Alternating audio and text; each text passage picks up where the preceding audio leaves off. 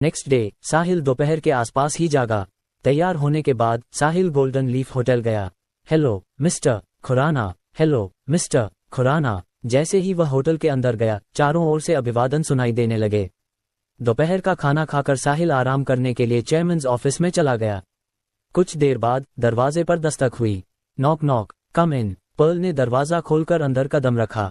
Mister Khurana, hotel की handover शुरू हो चुकी है, आप कब फ्री होंगे? मिस पर्ल, मैंने आपको कहा था कि मैं हैंडओवर को लेकर परेशान नहीं होना चाहता। आप जो सही लगे वो करिए, बस मुझे तब बताइएगा जब पेमेंट करनी हो। ऑल राइट, तो मैं आपके आराम में बाधा नहीं बनती। हाँ, मैं आज रात मूव इन कर जाऊंगी। मैं आपके लिए दरवाजा खुला छोड़ दूंगी। साहिल कुछ समझ पाता उससे पहले ही पर्ल वहां से चली गई।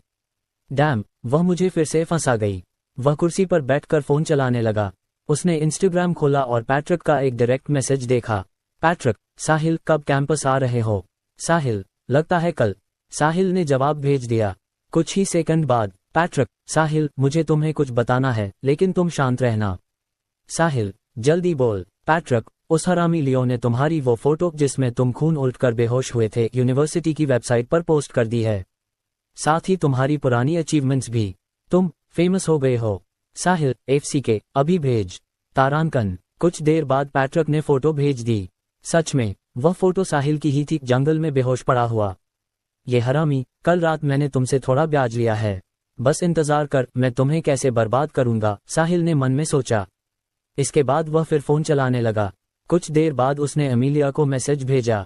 साहिल, आज शाम 6 बजे गोल्डन लीफ होटल में मिलना, वहां पहुंचकर अपना नाम बता देना। Amelia, all right mister match, आपसे मिलने का इंतजार नहीं कर सकती। अमीलिया क्लास में थी, लेकिन उसका पूरा ध्यान फोन पर था, कहीं साहिल का कॉल या मैसेज मिस ना हो जाए। लियो और जेकब जैसे बेवकूफ आवेगी रिच प्लेबॉयज के मुकाबले अमीलिया को साहिल जैसे काम और सक्षम आदमी से बात करना ज्यादा पसंद था। वह बेहद उत्साहित थी उस बिग शॉट से मिलने के लिए, जो उसे एक बार में 10 मिलियन से ज्यादा दे सकता था। थोड़ी घबराहट भी थी, कहीं वह कोई बड़ा पर्वत न हो, लेकिन वह उम्मीद कर रही थी कि साहिल एक पैसा वाला, हैंडसम और केपेबल इंसान निकले। गोल्डन लीफ होटल के बारे में उसे पता था। ये कैंपस के पास था और पूरे साउथ रिवर प्रोविंस का एकमात्र 8 स्टार होटल। इसकी काफी चर्चा थी। सुना था यहाँ सिर्फ खाना खाने में ही दसियों हजार उड़ जाते हैं। वह खुद कभी वहां नहीं गई थी, लेकिन अगर वह चाहती तो कई रिच गाइज उसे वहां ले जाने को तैयार रहते। दोपहर कब बीती उसे पता ही नहीं चला। करीब शाम के 5:30 पर अमीलिया स्किनी जीन्स और एक फिटेड ब्लाउज पहनकर गोल्डन लीफ होटल पहुंच गई। मानना पड़ेगा, अमीलिया में एटीट्यूड रखने लायक दम था। कोई हैरानी नहीं कि इतने रिच सेकंड जनरेशन उसके पीछे घूमते रहते थे और वह उन्हें बेवकूफ बनाती रहती थी। बचपन से डांस करने के कारण उसका शरीर परफेक्ट कर्व्स वाला था, स्टनिंग फेस और स्मोकिंग हॉट फिगर। जैसे ही वह होटल में दाखिल हुई, एक अटेंडेंट उसके पास आया। मिस, आप स्टे करने आई हैं या खाने के लिए? हेलो, मेरा नाम अमीलिया हान है, मुझे किसी ने इनवाइट किया है, अमीलिया ने विनम्रता से कहा। हेलो मिस हान, प्लीज मेरे साथ आइए। उन्हें आज दोपहर ही बताया गया था कि मिस्टर खुराना एक अमीलिया हान नाम की लड़की को डिनर पर बुला रहे हैं, इसलिए उसके आते ही उसे सीधे प्राइवेट रूम 1 ले जाया गया।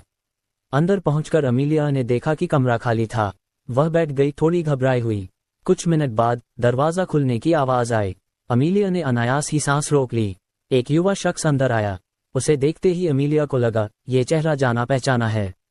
क्या आप साहिल खुराना हैं? अमीलिया खड़ी होकर बोली। हेलो अमीलिया, मैं ही साहिल खुराना हूँ। मुझे नहीं लगा था कि तुम मुझे पहचानोगी। लगता है मैं कैंपस पर पॉपुलर हो गया हूँ, साहिल ने हल्की कड़वी मुस्कान के साथ कहा। आप सच में साहिल खुराना हैं?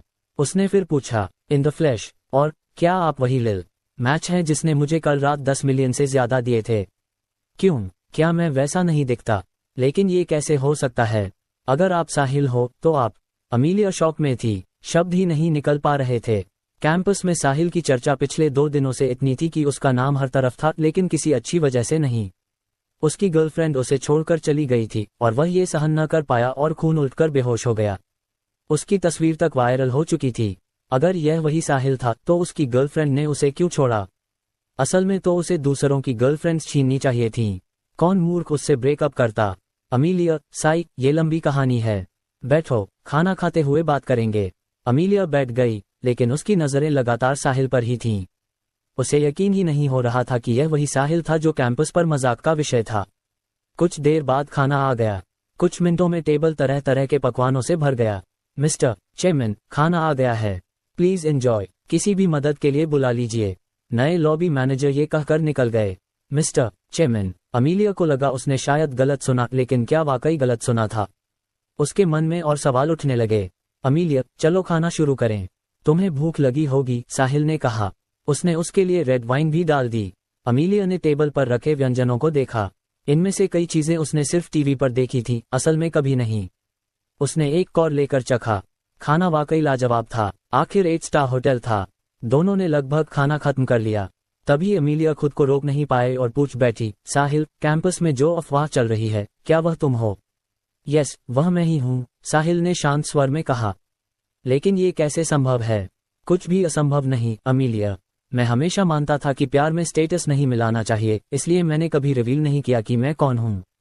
लेकिन तुमने देखा, इसका क्या नतीजा हुआ? 7C। अब अमीलिया को सब समझ आ रहा था। वह पूरे समय पुआ बनकर घूम रहा था। मुझे पता था, सिर्फ कोई बेवकूफ ही ऐसे आदमी से ब्रेकअप करेगा।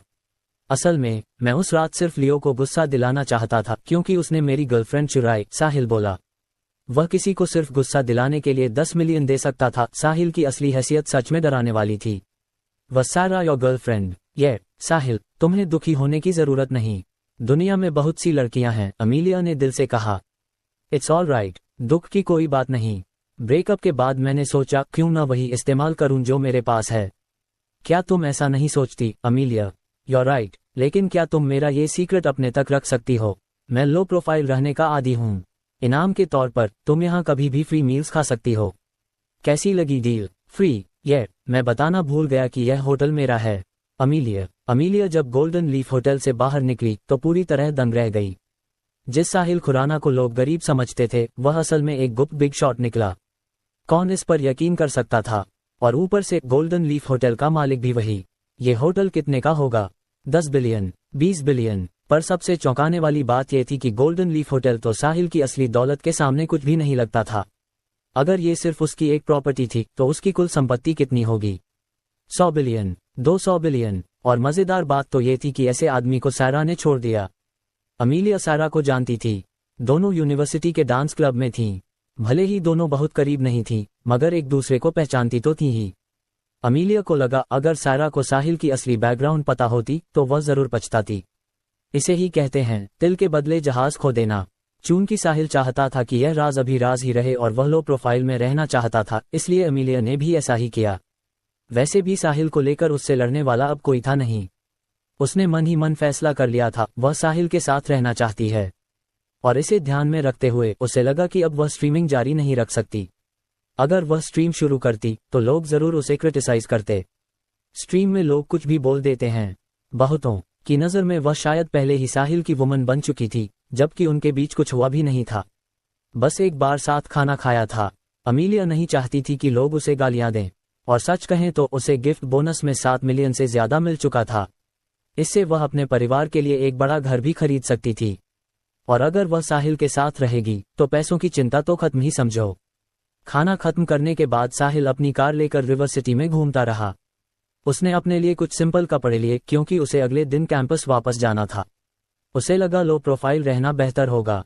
फिर वह इंटरनेशनल रेजिडेंस लौट आया। पर्ल वहां पहले से थी और कमरे साफ कर रही थी। साहिल ने उसे परेशान नहीं किया और सीधे ऊपर चला गया। अगले दिन साहिल सुबह जल्दी उठ गया। तैयार होकर नीचे आया तो देखा पर्ल पहले से तैयार खड़ी थी, जैसे काम पर निकलने वाली हो। Morning miss Perl. साहिल, तुम इतनी जल्दी? मिस पर्ल, मैं अभी भी स्टूडेंट हूँ। 3 दिनों से क्लास में नहीं गया हूँ। आज जाना है। ओह, तो चलो साथ ही निकलते हैं। इसके बाद एक रेड का और एक ब्लैक का इंटरनेशनल रेजिडेंस से निकली और गोल्डन लीफ होटल पहुंची। नाश्ते के बाद साहिल कैंपस की तरफ निकल पड़ा। वह अपनी जी क्लास नहीं लाया था, क्योंकि गोल्डन लीफ होटल कैंपस से सिर्फ 10 मिनट की दूरी पर था। और वैसे भी जी क्लास कोई इतनी एक्स्ट्रावेगेंट कार नहीं थी। यूनिवर्सिटी में ढेरों रिच किड्स थे, 3-4 मिलियन की कारें यहां आम थीं। वह पहले भी कई जी क्लास और उससे भी महंगी कारें देख चुका था। साहिल ने सोचा, लेबर डे के बाद वह अपनी लिमिटेड एडिशन बुगैटी लेकर आएगा। अभी कुछ दिन लो प्रोफाइल ही सही, लेकिन जब वह बुगैटी लेकर यहां आएगा, उस दिन पूरी यूनिवर्सिटी दंग रह जाएगी। कैंपस में काफी स्टूडेंट्स घूम रहे थे। साहिल के बारे में पिछली घटना 3 दिनों से लगातार फैल रही थी और अब ये रूमर अपनी चरम सीमा पर था। इसीलिए जब लोग साहिल को देखते तो बहुत क्यूरियोसिटी से देखते। लड़कियां थोड़ी नर्म थीं, मुंह ढक कर हंसती, उसके आगे निकल जाती और फिर उसके बारे में बातें करती। लड़के इतने अच्छे नहीं थे। साहिल के बिल्कुल पास खड़े होकर बातें करने लगे। अरे वो साहिल नहीं है, लगता तो वही है। सुना है 3 दिन पहले जंगल में बहुत खून उलट गया था। मुझे लगा था 10 दिन या आधा महीना हॉस्पिटल में रहेगा, इतने जल्दी वापस आ गया, काफी स्ट्रांग है। मुझे तो फोटो में उतना खून दिखा ही नहीं था। तुम क्या समझोगे, ऐसी ह्यूमिलिएशन से लोग वहीं स्पॉट पर मर भी सकते हैं। इतना सीरियस। साहिल तो बड़ा लकी निकला। साहिल सब सुनते हुए भी ऐसे चल रहा था जैसे कुछ पता ही ना हो। वह खुद सोच रहा था क्या वह जाकर उन्हें मार दे। 3 लोगों से खुद लड़कर क्या मुसीबत मोल ले। उसने मन ही मन कहा, बस 3 दिन और, जब लिमिटेड एडिशन बुगाटी आएगी ना तो इन्हीं से कहूंगा देखो और जलो छोटे शख्स। तारांकन। फिर वह क्लास में चला गया। आधी क्लास पहले से मौजूद थी। साहिल को देखते ही सबने क्यूरियोसिटी से उसकी तरफ देखा। वह अपनी सीट की तरफ जा ही रहा था कि पैट्रिक और कुछ लोग उसके पास आ गए। ये लोग पहले साल से ही साथ थे और खुद को 4 मस्कटियर्स ऑफ SRU कहते थे, इसलिए सब काफी क्लोज थे। पैट्रिक ने पूछा, साहिल तुम ठीक हो? मैं ठीक हूँ। तुम लोग ऐसे क्यों बिहेव कर रहे हो जैसे मैं मरने वाला था? साहिल ने कहा, अच्छा है कि तुम ठीक हो। फिन बोला, हमें लगा था उस माइनर इंसिडेंट से तुम रिकवर नहीं कर पाओगे और हमारे 4 मस्कटियर्स की रेप्यूटेशन खराब हो जाएगी। फिर विलियम बोला, इट्स जस्ट अ वुमन। 3 टांग वाले मेढक मिलना मुश्किल है, लेकिन 2 टांग वाली औरतें तो हर जगह मिल जाती हैं। साहिल ने कहा, ठीक है, मेरी चिंता मत करो। क्या मैं परेशान दिख रहा हूँ? पैट्रिक ने कहा, कल रात ब्लाइंड डेट प्लान किया है, सब कुछ सेट कर दिया है। कल दोपहर लोकेशन भेज दूंगा। काफी समय हो गया है, एक गैदरिंग कर लेते हैं। हम चारों गैदरिंग कर सकते हैं। ब्लाइंड डेट क्यों? साहिल ने पूछा। पैट्रिक झुककर उसके कान में बोला, चिंता मत कर, ब्लाइंड डेट वाली लड़कियां हमारे कैंपस की नहीं हैं। साउथ रिवर मल्टीमीडिया यूनिवर्सिटी की हैं, वहां की गर्ल्स कमाल की हैं।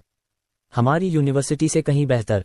साहिल ने चौंक कर पूछा, तुम्हें वहां की गर्ल्स के बारे में कैसे पता? पैट्रिक ने गर्व से कहा, मेरी नई गर्लफ्रेंड वहीं की है। क्या ख्याल है, तुम तो गर्लफ्रेंड हर दिन बदलते हो। तुम जैसे रिच प्लेबॉयज की वजह से ही मेरे जैसे यूजलेस सिम्प को कोई नहीं मिलती। साहिल ने चुटकी ली। पैट्रिक ने तुरंत कहा, मुझे उस पंकलियो जैसा मत समझ। हम फीलिंग्स से खेलते हैं, वो पैसे से। क्या तुमने कभी किसी एक्स को मेरे पीछे रोते देखा है? हम हमेशा पीसफुली ब्रेकअप करते हैं, और मैं कभी टेकन लड़कियों के पीछे नहीं पड़ता। मेरे लिए तो दोनों सेम ही हैं, साहिल ने हंसकर कहा। पैट्रिक कुछ कहने ही वाला था कि साहिल बोला, अच्छा मजाक कर रहा हूँ। कल दोपहर मैं आ जाऊंगा। थैंक्स गाइज, बस यही चाहिए था, पैट्रिक ने कहा। सब अपनी सीटों पर लौट गए। सुबह की क्लास देखते देखते खत्म हो गई। लंच ब्रेक में लेक्चरर अंदर आया और बोला, लेबर डे आने वाला है। इस साल का टैलेंट शो भी पिछले साल जैसा ही होगा। हर क्लास को एक शो तैयार करना है। कोई वॉलंटियर है? किसी ने भी हाथ नहीं उठाया। लेक्चरर ने कहा, अगर कोई नहीं चाहता तो एवा स्नोडन इस बार भी पियानो रिसाइटल दे देगी। लेकिन पिछले साल भी यही हुआ था और इस साल भी वही होने लगा तो इवेंट बोरिंग लगेगा। क्यों ना कोई एवा के साथ परफॉर्म करे, एक पियानिस्ट और एक सिंगर। कोई है जिसे लगता हो कि वह अच्छा गाता है। ये सुनते ही कोई तुरंत खड़ा हो गया, class monitor dean Coleman. Sir, मैं कर लूंगा। मैं क्लास मॉनिटर हूँ, मुझे ही एग्जाम्पल सेट करना चाहिए। क्लास के सारे स्टूडेंट्स उसे घूरने लगे। यार, जब लेक्चरर वॉलंटियर्स ढूंढ रहा था तब एग्जाम्पल याद नहीं आया। जैसे ही एवा के साथ कोलैबोरेशन की बात आई, ये एग्जाम्पल सेट करने दौड़ पड़ा। एवा कैंपस की 3 सबसे खूबसूरत लड़कियों में से एक थी और उसकी एरोगेंस पूरी यूनिवर्सिटी में मशहूर थी। उसके चाहने वालों की लाइन पूरे कैंपस के मैदान के चारों ओर 3 बार घूम सकती थी। लेकिन वह अमीलिया जैसी बिल्कुल नहीं थी। अमीलिया किसी से भी गिफ्ट ले लेती और बाद में सस्ते में बेच देती। दूसरी तरफ एवा किसी के दिए गिफ्ट्स को देखती भी नहीं, सीधे डस्टबिन में फेंक देती। आफ्टर डीन ने वॉलंटियर किया, कुछ और लड़कों ने भी एवा के साथ वॉलंटियर करने की इच्छा जताई। हालांकि लेक्चरर ने आखिर में डीन को ही चुनने का फैसला किया। ये होना ही था, वह क्लास मॉनिटर था, इसलिए लेक्चरर के दिल में उसकी एक खास जगह थी।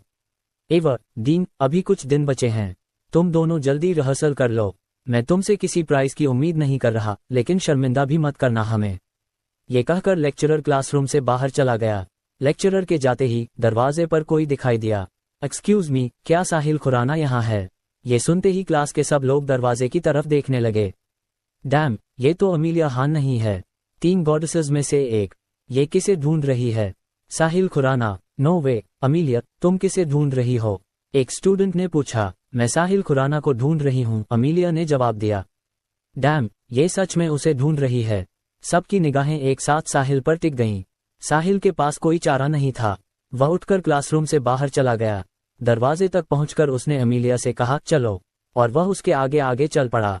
अमीलिया आज्ञाकारी तरीके से उसके पीछे पीछे चल दी। जैसे ही दोनों बाहर निकले, क्लासरूम में हलचल मच गई। डैम, 3 दिनों में ही इस पॉपर ने SRU की 3 गॉडेसेस में से एक अमीलिया खान को पट लिया। तुमने नहीं देखा, गॉडेस अमीलिया उसके पीछे इतनी आज्ञाकारी होकर चल रही थी जैसे साहिल उसका मास्टर हो। आओ, मुझे मुक्का मारो। बताओ, ये सपना तो नहीं है। धीरे धीरे। आउच। ओह नहीं, ये सपना नहीं है। रुको, साहिल की एक्स का नाम क्या था? एक लड़के ने पूछा। शायद सारा जेनसन। क्या लियो ने सारा को साहिल से नहीं छीन लिया था? और लियो अमीलिया के 2 प्रोटेक्टर्स में से एक है। साहिल कितना बैडास है। बदले का प्लान देखो। अगर तुम मेरी लड़की छीनोगे तो मैं तुम्हारी गॉडेस को डेट करूंगा। ये काउंटर अटैक लेजेंडरी है। इस बार लियो ही खून के घूंट पिएगा। इसी बीच 4 मस्कटियर्स के तीनों लड़के एक दूसरे को देख बोले, साहिल कितना बैडास है। उधर एवा के चेहरे पर जिज्ञासा थी। 3 गॉडेसेस में से एक होने के नाते अमीलिया हमेशा रिच किड्स के साथ ही दिखती थी, लेकिन कभी किसी लड़के के साथ नहीं घूमती थी ताकि कोई मिसअंडरस्टैंडिंग ना हो। लेकिन अब वह खुद साहिल को ढूंढने आ गई। क्या इसका मतलब उसने साहिल को चुना? साहिल में ऐसा क्या था जो अमीलिया को उसकी तरफ खींच लाया? एवा समझ नहीं पा रही थी। शायद साहिल उतना साधारण नहीं था जितना दिखता था। कितना रहस्यमयी। इस पल एवा के मन में साहिल के लिए गहरी क्यूरियोसिटी पैदा हो चुकी थी, लेकिन उसे अंदाजा नहीं था कि यही उसकी दुश्मन के हाथों में गिरने की शुरुआत थी। साहिल अमीलिया को लेकर कैंपस के पीछे वाले फील्ड में गया। लंच ब्रेक था, इसलिए वहां ज्यादा लोग नहीं थे, बस कुछ कपल्स टहल रहे थे। बोलो अमीलिया, मैं तुम्हारी क्या मदद कर सकता हूँ? साहिल ने पूछा। अगर मुझे कोई मदद नहीं चाहिए तो क्या मैं तुम्हारे पास नहीं आ सकती? साहिल। अमीलिया ने पलटकर पूछा। तुम मुझे टेक्स्ट या कॉल कर सकती थी। मेरे क्लास में ढूंढने क्यों आए? साहिल, मैं तुम्हारी मदद कर रही हूँ, इसे हल्के में मत लो। ओ, मदद कैसे? साहिल ने भौहें चढ़ाकर पूछा। अमीलिया ने कुछ पल सोचा, फिर बोली, साहिल, जरा सोचो, कुछ दिन पहले जो हुआ उसकी वजह से जब भी तुम दिखोगे लोग यही कहेंगे, देखो, ये साहिल है। इसकी गर्लफ्रेंड को इससे छीन लिया गया और यह खून उलटकर बेहोश हो गया। लेकिन आज जब मैं तुम्हें ढूंढने आई, लोगों की बातें बदल गईं। अब सब कह रहे हैं कि हम दोनों साथ हैं या नहीं। तुम्हें क्या लगता है, इनमें से कौन सा बेहतर है? साहिल ने सोचा अमीलिया सच कह रही थी। Thank you so much Amelia. Thanks की कोई जरूरत नहीं। मैंने तो तुम्हें आपके इतने सारे गिफ्ट्स, लियो से मुझे बचाने और फ्री मील्स के लिए थैंक भी नहीं किया है। लेकिन अमीलिया, तुम्हें लगता नहीं कि तुम्हारी रेप्यूटेशन खराब हो सकती है? कोई बात नहीं, मैं तुम्हारा कर्ज चुका रही हूँ, अमीलिया ने बेफिक्र होकर कहा। दोनों फील्ड में टहलते रहे और यहाँ वहाँ की बातें करते रहे। लेकिन क्लास में अमीलिया का साहिल को ढूंढना और उसके पीछे आज्ञाकारी होकर चलना, ये खबर आग की तरह फैल चुकी थी। कैंपस छोटा था, ऊपर से ये 3 गॉडेसेस में से एक से जुड़ा मामला था। बातें फैलनी ही थी, वह भी तेजी से। कुछ क्रेडिट मस्कटियर्स को भी जाता है, उन्होंने इंस्टाग्राम पर डालते ही खबर हर जगह पहुंच गई। सबसे मशहूर वर्जन यही था। 3 दिन पहले लियो ने साहिल की गर्लफ्रेंड सारा को छीन लिया था। साहिल खून उलटकर बेहोश हो गया था। 3 दिन बाद साहिल ने वही गॉडेस अमीलिया को जीत लिया जिसके पीछे लियो महीनों से पड़ा था। ये सीधा लियो के चेहरे पर तमाचा था। पहले किसी ने इस कहानी पर यकीन नहीं किया। अमीलिया को इतने रिच और हैंडसम लड़के परस्यू करते थे और वह किसी के साथ नहीं दिखती थी, तो फिर एक पॉपर साहिल उसे कैसे जीत सकता था? लेकिन जब उन्होंने साहिल और अमीलिया को फील्ड में साथ टहलते देखा, उन्हें मानना पड़ा कि यह सच है। थोड़ी देर घूमने के बाद साहिल अलग होना चाहता था, लेकिन उसे याद आया कि लंच ब्रेक था। उसने स्वाभाविक रूप से अमीलिया को लंच पर इनवाइट कर लिया, और अमीलिया क्यों मना करती। दोनों कैंपस से बाहर निकल गए। इस पूरे सीन को कई लोगों ने देखा, जिनमें लियो और सायरा भी शामिल थे। लियो ने जब साहिल और अमीलिया को कैंपस से बाहर जाते देखा तो वह गुस्से में उन्हें रोकने ही वाला था, लेकिन खुद को रोक लिया। उसे पता था अगर वह गया तो और अपमानित होगा। उसने 6-7 मिलियन खर्च किए थे, फिर भी अमीलिया नहीं मिली और एक पॉपर साहिल उसे लेकर जा रहा था। कोई भी समझ सकता था कि लियो की हालत कैसी थी। वह 3 दिन पहले साहिल से भी ज्यादा टूटा हुआ महसूस कर रहा था। लियो ने हाथ हिलाया और सीधे डॉर्मेट्री चला गया। उसका खाने का मन नहीं था। सायरा वहीं खड़ी रह गई, उदास, टूटी हुई। जब सायरा ने साहिल और अमीलिया को साथ हंसते हुए जाते देखा तो वह बिखर गई। पहले वह हमेशा साहिल के साथ रहती थी, लेकिन उसने खुद ही उसे किसी और की बाहों में धकेल दिया। अक्सर हम किसी चीज की कद्र तब करते हैं जब वह हमसे छिन जाती है। लियो के साथ वह हमेशा डर डर के रहती थी, उसे नाराज करने के डर से। जबकि साहिल के साथ साहिल ही उसकी हर बात का ध्यान रखता था। वह एक प्रिंसेस से एक मेड बन गई थी। यही बात उसे चुभ गई। उसे याद आया 4 सालों में साहिल ने उसके लिए कितनी कुर्बानियां की थीं। सोफ सही कहती थी, मुझे साहिल जैसा कोई नहीं मिलेगा, लेकिन अब समय वापस नहीं लौट सकता। मेरी ही वजह से मेरी खुशियां बर्बाद हो गईं। ये सोचकर सारा मुड़ी और आंसू भरी आंखों के साथ चल दी। खाना खत्म करने के बाद दोनों गोल्डन लीफ होटल में आराम करने लगे। बेशक साहिल तो चेयरमैन्स ऑफिस में आराम कर रहा था, जबकि अमीलिया को प्रेसिडेंशियल स्वीट दिया गया था। लेकिन चूंकि चेयरमैन खुद होटल में मौजूद था, अमीलिया को एक भी सेंट खर्च नहीं करना पड़ा। दोपहर की क्लास के दौरान दोनों साथ साथ कैंपस लौट आए। वे लंच के लिए लगभग 2 से 3 घंटे बाहर रहे थे, जिससे सबकी इमेजिनेशंस बेकाबू हो गईं। दोपहर पलक झपकते ही बीत गई। साहिल कैंपस में घूम रहा था। जैसा कि अमीलिया ने सही कहा था, अब हर कोई उसे तिरस्कार से नहीं बल्कि ईर्ष्या से देख रहा था। कुछ देर बाद साहिल वापस गोल्डन लीफ होटल लौट आया। जैसे ही वह दरवाजे के अंदर दाखिल हुआ, 4 लंबे अटेंडेंट्स हमेशा की तरह झुककर उसका स्वागत करते हुए बोले, हेलो मिस्टर खुराना। लॉबी में पहुंचते ही नए नियुक्त किए गए लॉबी मैनेजर भी तुरंत दौड़कर आए और झुककर बोले, मिस्टर खुराना, हेलो। साहिल ने हल्के से मुस्कुराते हुए कहा, अगली बार मेरे साथ इतना पोलाइट होने की जरूरत नहीं है। हम फैमिली हैं, तुम अपना काम करो, मैं खुद ऊपर चला जाऊंगा। Very well mister Khurana, lobby manager ने तुरंत जवाब दिया। साहिल फिर एलिवेटर की तरफ बढ़ा और लॉबी से गायब हो गया। लेकिन उसे यह नहीं पता था कि एक खूबसूरत महिला लाउंज से उसे देख रही थी। तारा स्मिथ गोल्डन लीफ होटल के खास गेस्ट लाउंज में करीब 1 घंटे से बैठी थी। वह साउथ रिवर मल्टीमीडिया यूनिवर्सिटी के एक्टिंग डिपार्टमेंट की तीसरे साल की स्टूडेंट थी। आमतौर पर एक्टिंग डिपार्टमेंट के छात्र तीसरे साल में अपनी कॉन्टैक्ट्स या रिसोर्सेज के सहारे फिल्मों में रोल्स पाने की कोशिश करते हैं, ताकि ग्रेजुएशन के बाद अपने एक्टिंग करियर की नींव रख सकें। उसकी कई क्लासमेट फिल्मों में काम कर रही थीं। 2 तो फीमेल सपोर्टिंग रोल्स भी निभा चुकी थीं और अब काफी लोकप्रिय हो चुकी थीं। लेकिन तारा को 3 साल में एक भी रोल नहीं मिल पाया था। ये बात उसके लुक्स या टैलेंट पर कोई सवाल नहीं उठाती थी, बल्कि इसके उलट वह एक्टिंग डिपार्टमेंट की सबसे खूबसूरत स्टूडेंट्स में से एक थी, चाहे लुक्स की बात हो या फिगर की। उसे रोल्स इसलिए नहीं मिल पाए क्योंकि उसने हमेशा अपनी लिमिट्स रखी। वह सिर्फ एक रोल के लिए डायरेक्टर्स या इन्वेस्टर्स को खुश करने नहीं जाती थी। सबसे बड़ी बात, उसके पास खुद का पैसा था। उसके माता पिता बिजनेस में थे। भले ही बहुत बड़े इंडस्ट्रियलिस्ट नहीं थे, लेकिन करोड़ों की एसेट्स उनके पास थीं। इसलिए तारा को कभी पैसे की कमी महसूस नहीं हुई और स्वाभाविक तौर पर वह एक रोल के लिए अपनी डिग्निटी बेचने वाली नहीं थी। यह उन स्टूडेंट्स से बिल्कुल अलग थी जिनकी बैकग्राउंड कमजोर होती है और जो सिर्फ एक मौके की तलाश में अपनी डिग्निटी तक त्याग देते हैं। तीसरे साल में एक डायरेक्टर ने उसे नोटिस भी किया था। वह उसे अपनी फिल्म में सपोर्टिंग रोल देने वाला था, लेकिन उसे डायरेक्टर और इन्वेस्टर्स के साथ डिनर के लिए जाना था। वह इनएक्सपीरियंस थी, इसलिए उसने सोचा कि यह सिर्फ डिनर होगा। उसने हामी भर दी, लेकिन डिनर पर डायरेक्टर और इन्वेस्टर्स बार बार उसे ड्रिंक करने के लिए कहने लगे। उसने मना कर दिया। अचानक खाना खाते वक्त एक इन्वेस्टर ने उसकी थाई पर हाथ फेरना शुरू कर दिया। उसने तुरंत पानी का गिलास उस इन्वेस्टर के चेहरे पर फेंक दिया। डायरेक्टर गुस्से से आग बबूला हो गया। उसने धमकी तक दे दी कि वह तारा को इंडस्ट्री से बाहर कर देगा। उसके बाद से डायरेक्टर्स ने उसे रोल्स देना लगभग बंद कर दिया। आज तक जब उसे एक मशहूर डायरेक्टर का कॉल आया, उसने कहा कि वह उसे 100 मिलियन की इन्वेस्टमेंट वाली फिल्म में सपोर्टिंग रोल दे सकता है। बस उससे मिलकर बात करनी होगी। तारा सोच में पड़ गई, लेकिन आखिरकार मिलने के लिए तैयार हो गई। लेकिन गोल्डन लीफ होटल पहुंचने के बाद डायरेक्टर का कोई कॉल नहीं आया, इसलिए वह लाउंज में बैठकर इंतजार करने लगी। फिर साहिल के आने ने उसका ध्यान खींचा। जैसे ही साहिल अंदर आया, चारों अटेंडेंट्स झुककर उसका स्वागत करने लगे। भले ही तारा थोड़ी दूर बैठी थी, वह उनकी बातें सुन नहीं पाई, लेकिन उनके व्यवहार में एक अलग ही स्तर का सम्मान था। फिर लॉबी मैनेजर भी दौड़ते हुए आया और झुककर अभिवादन किया। तारा 1 घंटे से वहां बैठी थी। इस दौरान 20-30 ग्रुप्स होटल में आते जाते रहे, लेकिन किसी के लिए भी अटेंडेंट्स ने इस तरह झुककर स्वागत नहीं किया था। तारा ने सोचा, या तो साहिल का कोई दबदबे वाला बैकग्राउंड है, या वह ओनर का बेटा है, या शायद किसी बड़े शेयर होल्डर का वारिस। लेकिन इससे उसे कोई फर्क नहीं पड़ता था। वह बस क्यूरियस थी। फिलहाल उसे तो केवल कॉल का इंतजार करना था। करीब आधे घंटे बाद तारा का फोन फाइनली बजा। हेलो डायरेक्टर पीटर्स, आप कहाँ हैं? मैं तो पहले से होटल में हूँ, तारा ने तुरंत पूछा। फोन से डायरेक्टर की आवाज आई, मिस स्मिथ, इंतजार करवाने के लिए सॉरी। आप अब रूम 15-1 में आ जाए। मैं यही हूँ, तारा को कुछ गड़बड़ लगी। उसने पूछा, क्या हुआ डायरेक्टर पीटर्स? हम यहाँ बाहर बात नहीं कर सकते। मिस स्मिथ, हम जो बात करने वाले हैं वो बहुत कॉन्फिडेंशियल ट्रेड सीक्रेट्स हैं। अगर इन्वेस्टर्स को पता चला तो वे इन्वेस्ट नहीं करेंगे।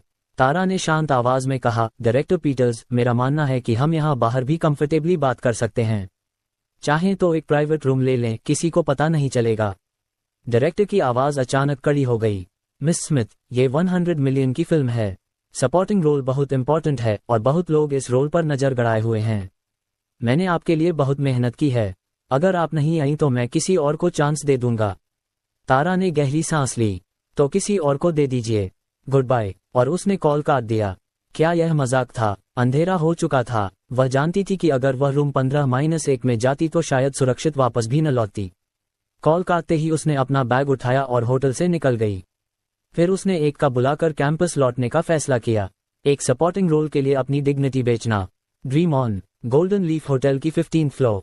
ये होटल का सबसे हाई स्टैंडर्ड प्रेसिडेंशियल स्वीट था। एक रात का किराया $66,666। रूम के अंदर डायरेक्टर साइमन पीटर्स 30 वर्ष का बैठा था। उसके साथ एक 40 साल का मोटा सा मिडिल एजड रिच मैन और 20 साल की एक लड़की थी जो सेक्रेटरी की तरह तैयार थी। तारा द्वारा कॉल काटते ही साइमन का चेहरा गुस्से से काला पड़ गया। Middle aged man actor Gomez ने तिरस्कार भरी आवाज में कहा, डायरेक्टर पीटर्स, आपकी इंडस्ट्री में इतनी रेप्यूटेशन है, फिर भी कोई आपको रिजेक्ट करने की हिम्मत कैसे कर सकता है? क्या वह इंडस्ट्री में रहना ही नहीं चाहती? साइमन ने गहरी सांस ली। मिस्टर गोमेज, वह गर्ल अभी वर्जिन है और उसे इंडस्ट्री के रूल्स का जरा भी अंदाजा नहीं है। शायद उसके परिवार के पास पैसा है, इसलिए वह झुकती नहीं है। एक्टर की आंखें चमक उठीं।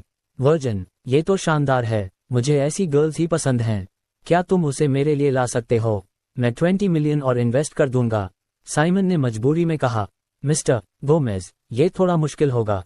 आपने सुना ही, वह गर्ल किसी बात से नहीं डगमगाती। एक्टर धीरे से मुस्कुराया। तो फिर इसे फीमेल लीड बना दो। देखते हैं वह इस टेम्पटेशन को कैसे ठुकराती है। साइमन चौंक गया। लेकिन फीमेल लीड रोल तो मैरी केंट को दिया जा चुका है। अगर हम आखिरी वक्त पर रोल बदलेंगे तो वह नाराज हो जाएगी। एक्टर ने लापरवाही से हाथ हिलाया। कॉन्ट्रैक्ट साइन नहीं हुआ है तो हम कभी भी बदल सकते हैं। उसे खुश होना है या नहीं, इससे हमें क्या फर्क पड़ता है? साइमन ने झुककर कहा, मैं अपनी पूरी कोशिश करूंगा। एक्टर की आवाज ठंडी थी। कोशिश नहीं, ये करना ही होगा। Right now. साइमन अपने दिल में गुस्से में लगातार कोस रहा था। ये घटिया कैपिटलिस्ट लोग हमेशा अपने फायदे के लिए दूसरों को इधर उधर दौड़ाते रहते हैं। इसके ऊपर एक्टर एक 3rd ईयर स्टूडेंट जो अभी भी स्कूल में थी और जिसने पहले कभी किसी मूवी में काम भी नहीं किया था, उसे $100 मिलियन की इन्वेस्टमेंट वाली फिल्म की फीमेल लीड बनाने की बात गंभीरता से कर रहा था। वहां तक कि वह एक लिस्टर को सपोर्टिंग रोल देने की बात कर रहा था।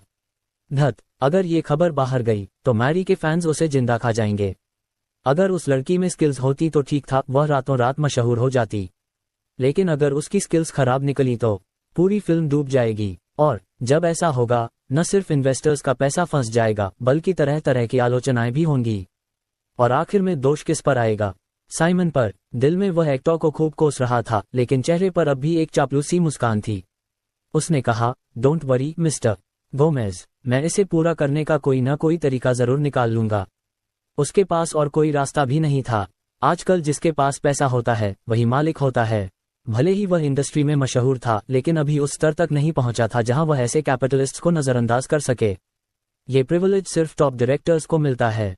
अगर वे किसी फिल्म पर काम करना चाहें तो बस एक छोटी सी रूमर फैलानी पड़ती है, फिर ए लिस्टर्स तो क्या, टॉप एक्टर्स और एक्ट्रेसेस भी लाइन लगाकर पहुंच जाते हैं। ऊपर से अनगिनत कैपिटलिस्ट्स उनके दरवाजे पर जाकर उनसे निवेश करने की भीख मांगते हैं।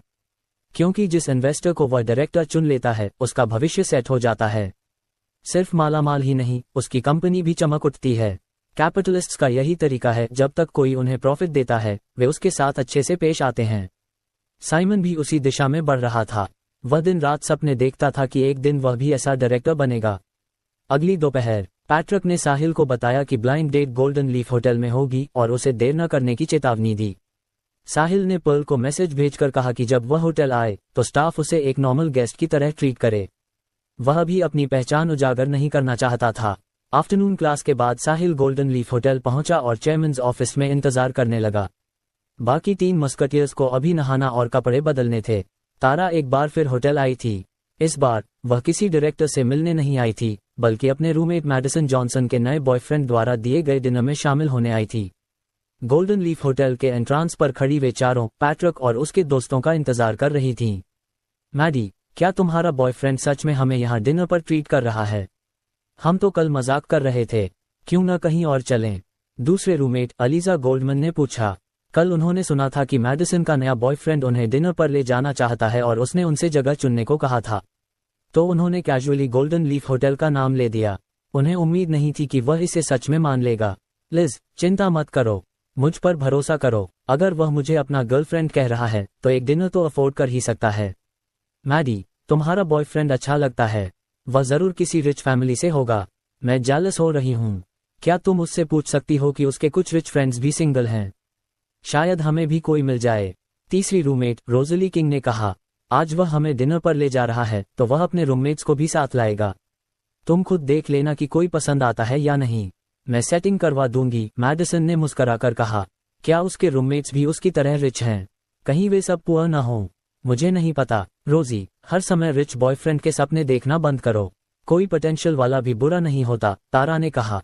तारा, तुम हम जैसी नहीं हो। तुम्हारा फैमिली रिच है। अगर तुम रियल वर्ल्ड को संभाल ना पाओ तो भी तुम फैमिली बिजनेस में जाकर हंड्रेड्स ऑफ मिलियंस इनहेरिट कर सकती हो। हम तुम्हारी तरह नहीं हैं। हम जैसे लोगों के लिए बेस्ट आउटकम तो यही होता है कि कोई रिच आदमी मिल जाए जो हमसे प्यार करे। पता नहीं स्टार बनने के लिए कितना स्ट्रगल करना पड़ेगा। हो सकता है आखिर में कुछ भी हासिल ना हो। इतनी पेसिमिस्टिक क्यों हो? तारा ने पूछा। मैं पेसिमिस्टिक नहीं हूँ तारा, बस प्रैक्टिकल हूँ। हमारे जैसे स्टूडेंट्स को बिना बैकग्राउंड के रोल्स पाने के लिए डिनर, ड्रिंक्स या शायद किसी के साथ सोना भी पड़े। और आखिर में इतनी कुर्बानी देने के बाद भी कोई पहचान मिलेगी, ये भी पक्का नहीं। इसलिए अब मैं स्टार बनने का सपना छोड़ चुकी हूँ। बस कोई रिच आदमी मिल जाए और मैं पीसफुली लाइफ जी लूँ। तारा के पास इसका कोई जवाब नहीं था क्योंकि रोजली की बात सच थी। अगर उसे अपने पेरेंट्स का सपोर्ट न मिलता तो शायद वह भी उन्हीं जैसा ही संघर्ष करती। कुछ देर बाद पैट्रिक अपने दो मस्कटियर्स के साथ आ गया। पैट्रिक BMW X7 चला रहा था। कार में वे आ गई हैं। सामने खड़ी वो चार लड़कियां देख रहे हो? पैट्रिक ने कहा। डैम, बुरी नहीं हैं। हमारी कैंपस की लड़कियों से तो कहीं बेहतर। हाँ, वे एक्टिंग डिपार्टमेंट से हैं। भविष्य की स्टार्स। हमारी क्लास में तो सिर्फ एव ही इनके सामने टिक सकती है। खासकर सबसे लंबी लड़की, वो तो एव जितनी ही खूबसूरत है। Goddess level. हॉन्क हॉन्क। पार्किंग में पहुंचकर पैट्रिक ने 2 बार हॉर्न बजाया। मेरा बॉयफ्रेंड आ गया, चलो, मैडिसन ने पैट्रिक की कार देखते ही कहा और अपनी रूममेट्स के साथ वहां पहुंची। पैट्रिक और उसके दोनों दोस्त कार से उतरे और दोनों ग्रुप्स मिल गए। थोड़ी इंट्रोडक्शन के बाद सब गोल्डन लीफ होटल के अंदर चले गए। एक अटेंडेंट उन्हें रिजर्व प्राइवेट रूम में ले गया। सभी के बैठ जाने पर पैट्रिक ने साहिल को कॉल किया। कॉल उठाया गया। साहिल, तुम कहाँ हो? हम प्राइवेट रूम 46 में हैं। जल्दी आओ, बस तुम ही बचे हो, पैट्रिक ने कहा। ऑलराइट, मैं अभी आता हूँ, साहिल ने जवाब दिया। पैट्रिक लड़कियों की ओर मुड़ा। आई एम सॉरी, मेरा एक और रूममेट आने वाला है। तब तक बताओ क्या खाना चाहोगी? जो चाहे ऑर्डर कर लो। कॉल मिलने के बाद साहिल डाउनस्टेयर्स आया। नीचे पहुंचकर उसने पर्ल को कॉल किया और कहा कि प्राइवेट रूम 46 का बिल राइट ऑफ कर दे और उन्हें बता दे कि यह होटल का इवेंट है।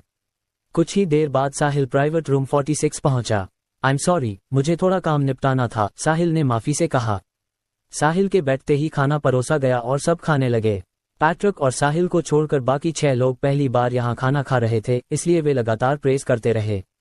उन्होंने सिर्फ कॉमन डिशेस ऑर्डर की थी, साहिल की तरह नहीं जो हमेशा प्रीमियम आइटम्स खाता था। तारा ने जैसे ही साहिल को देखा उसे फेमिलियर सा लगा। फिर उसे याद आया ये वही व्यक्ति था जिसे होटल में प्रवेश करते ही अटेंडेंट्स ने झुककर सैल्यूट किया था। क्या संयोग था, कल तक उसे लगता था कि वह ऐसे व्यक्ति के आसपास भी नहीं फटकेगी और आज वही उसके साथ एक ही टेबल पर खाना खा रही थी। वह साहिल की आइडेंटिटी को लेकर क्यूरियस थी पर उसने कुछ नहीं पूछा। आखिर जान पहचान भी कितनी थी। डिनर के बाद पैट्रिक ने अपस्टेयर्स जाकर गाने का सुझाव दिया और सब मान गए। गोल्डन लीफ जैसा 8 स्टार होटल, यहाँ सब कुछ मौजूद था। लेकिन जब पैट्रिक बिल भरने गया तो उसे बताया गया कि होटल में इवेंट चल रहा है और उनकी टेबल लकी है, डिनर फ्री है। इसके अलावा आज उन्होंने जो भी एक्टिविटीज की सब फ्री होंगी। वे सब बहुत एक्साइटेड हो गए। आखिर डिनर का बिल ही 10,000 बक्स था और अगर वे गाने गए होते तो बिल करीब 1 लाख हो जाता। वे मजाक में कहने लगे कि यह काउंट नहीं होगा और पैट्रिक को उन्हें दोबारा ट्रीट करना होगा। पैट्रिक ने भी हंसते हुए मान लिया। उधर साहिल बस मुस्कुरा रहा था। तारा की शक की सुई वहीं अटक गई, कुछ तो गड़बड़ थी। कोई होटल इतनी फ्री सर्विस नहीं देता। इवेंट हो भी तो डिस्काउंट मिलता है, 1 लाख का बिल फ्री। असंभव। लेकिन ये सब देखकर उसकी पहले वाली सोच पक्की हो गई। साहिल जरूर अपर मैनेजमेंट का कोई बड़ा आदमी है, और चूंकि साहिल खुद कुछ नहीं बताना चाहता था, इसलिए तारा भी उसे एक्सपोज करने की कोशिश नहीं करेगी। दोस्तों, अगर